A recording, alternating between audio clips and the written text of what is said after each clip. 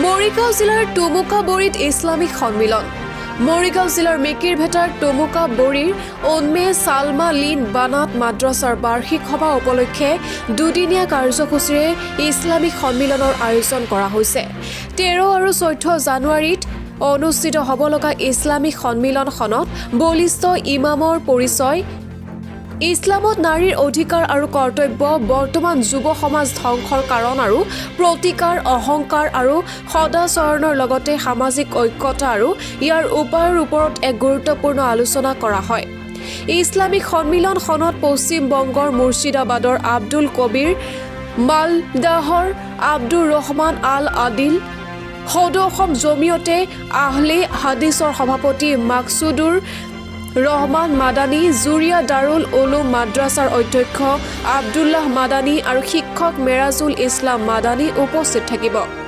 উক্ত সন্মিলনত সকলো ৰাইজক উপস্থিত থাকি ইছলামৰ গৌৰৱ বৃদ্ধি কৰিবলৈ আহ্বান জনাই টুমুকাবৰীৰ উম্মে সালমা লিল বানাত মাদ্ৰাছাৰ সম্পাদক শহীদুল ইছলাম সোনাবিলিয়ে।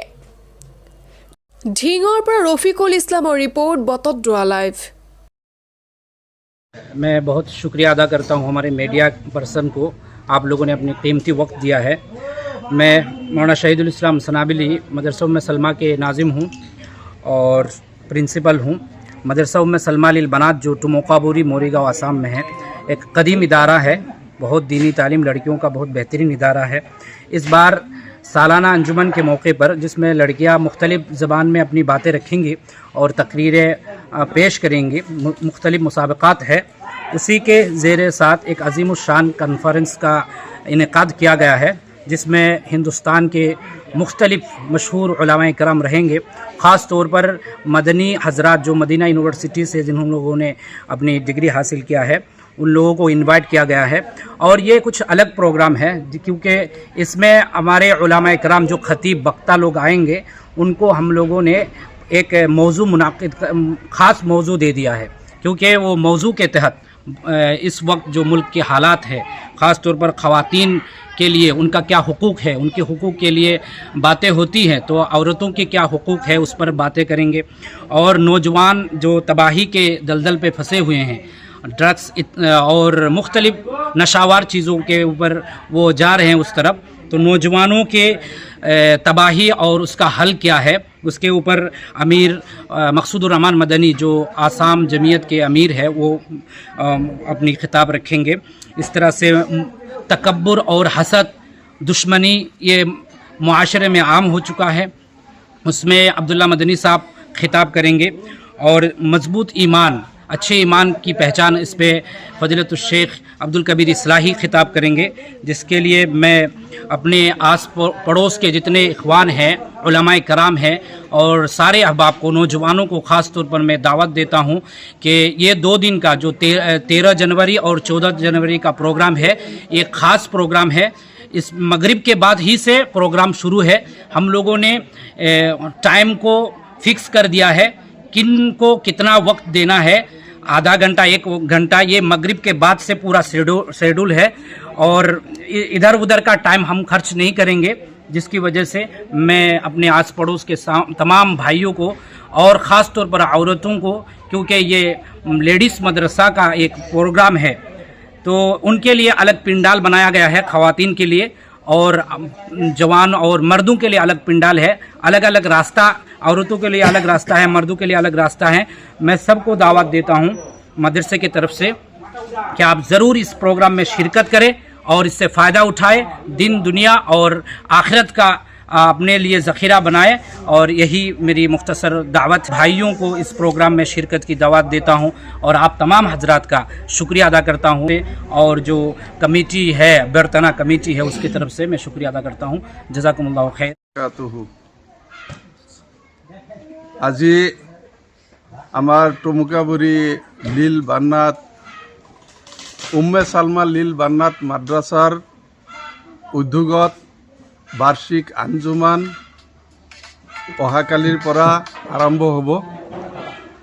আমি এই অঞ্চলৰ ৰাইজে এই আঞ্জুমানৰ এটি মহৎ উদ্দেশ্য লৈ আমি এই আঞ্জুমান আয়োজন কৰি আছোঁ। আমি আমাৰ এই অঞ্চলৰ বৃহত্তৰ অঞ্চলৰ সমূহ ৰাইজক আহ্বান জনাম যে আঞ্জুমানত সকলোৱে যাতে সহযোগ কৰে আৰু এই আঞ্জুমানৰ যি তাৎপৰ্য সেই তাৎপৰ্য বৰ্তমান বাস্তৱ জীৱনত আমাৰ বহুতো সমস্যাৰ সমাধান ইয়াত নিশ্চয় ওলাব। আমাৰ এই আঞ্জুমানৰ বিশেষকৈ 4টা বিষয়ৰ ওপৰত এই আঞ্জুমান অনুষ্ঠিত হৈ আছে।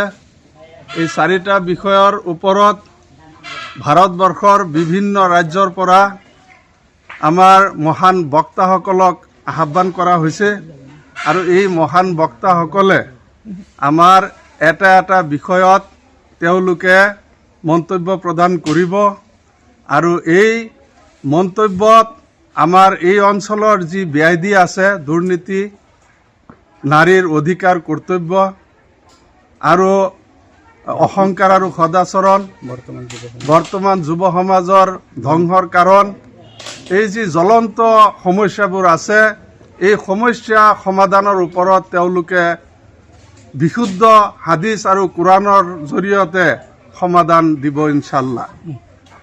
আৰু লগতে মই সকলো এই অঞ্চলৰ ৰাইজক মই আহ্বান জনাম যাতে আমাৰ ইয়াত মহিলা পুৰুষ সমানে ইয়াত মানে এই আঞ্জুমান শুনাৰ কাৰণে আমি ব্যৱস্থা কৰিছোঁ। আমাৰ মহিলাসকল যিহেতু এই এনেকুৱা আলোচনাত আগভাগ লোৱা আমাৰ সাধাৰণতে দেখা নাযায়, গতিকে আমাৰ মহিলাসকলেও আহি আমাৰ ভৱিষ্যত জীৱন যাতে আমি সুন্দৰভাৱে অতিবাহিত কৰি ইছলামৰ বিধানমতে আমি চলা ফুৰা কৰিব পাৰোঁ তাৰে আহ্বান থাকিল। আৰু লগতে আমাৰ যিসকল উলামা আছে তেওঁলোকেও ইয়াত যথেষ্ট কষ্ট কৰি আমাৰ এই আঞ্জুমানৰ ব্যৱস্থা কৰা হৈছে। মই ভাবোঁ এটা মানে উপযুক্ত সময়ত এই সঠিক এটা সিদ্ধান্ত লোৱা হৈছে আৰু মই ভাবোঁ এই আঞ্জুমানে আমাৰ এই অঞ্চলত বিশেষ প্ৰভাৱ পৰিব। আৰু প্ৰিয় সাংবাদিক বন্ধুসকল, উপস্থিত এই বৃহত্তৰ টুমকাবৰী, বালিজান, মৈৰাদাস, ৰৌমাৰী অঞ্চলৰ মুৰব্বী তথা যুৱ সমাজৰ প্ৰতি মই এইটোকে আহ্বান জনাইছোঁ যে উম্মে চালমা লিল বালাদ টুমকাবৰীৰ মাদ্ৰাছাৰ উদ্যোগত দুদিনীয়া কাৰ্যসূচীৰে 13 আৰু 14 তাৰিখত এখন ইছলামিক সন্মিলনৰ আয়োজন কৰা হৈছে। উক্ত সন্মিলনত বিভিন্ন উলামায়ে ক্ৰামগণ, ভাৰতবৰ্ষৰ স্বনামধন্য স্কলাৰসকলে বিভিন্ন বিষয়ৰ ওপৰত বক্তব্য ৰাখিব। লগতে আমাৰ এই সন্মিলন বা ধৰ্মীয় সভাৰ কাৰ্যসূচীত 14 তাৰিখ সন্ধিয়া 5 বজাৰ পৰা ইয়াত মহিলাসকলৰো সুব্যৱস্থা হৈছে আৰু যিসকল উলামাসকলে ইয়াত ভাষণ প্ৰদান কৰিব তেওঁলোক চৌদি আৰবৰ মদিনা মনোৱাৰা বিশ্ববিদ্যালয়ৰ পৰা ডিগ্ৰীধাৰী লোক 3-4 জন আহিব। তেওঁলোকে আমাৰ যিবিলাক বিষয়ৰ ওপৰত আলোকপাত কৰিব, অতি মানে সামাজিক ব্যাধি তথা নাৰীৰ পৰ্দা বা নাৰীৰ অধিকাৰ আৰু ইমান ও আকিদা এই বিষয়ৰ ওপৰত বক্তব্য ৰাখিব। গতিকে মই এই অঞ্চলৰ সমূহ ইছলাম দৰদী ভাই ভনীসকলক আহ্বান জনাওঁ তেওঁলোকে আহি আমাৰ এই সভাখন বা অনুষ্ঠানটি বা এই সন্মিলন কৰি যাতে শোভাবৰ্ধন কৰি জীৱনক পৰিৱৰ্তন কৰিব পাৰে তাৰ বাবে মই সকলোকে আহ্বান জনাই আমন্ত্ৰণ জনাই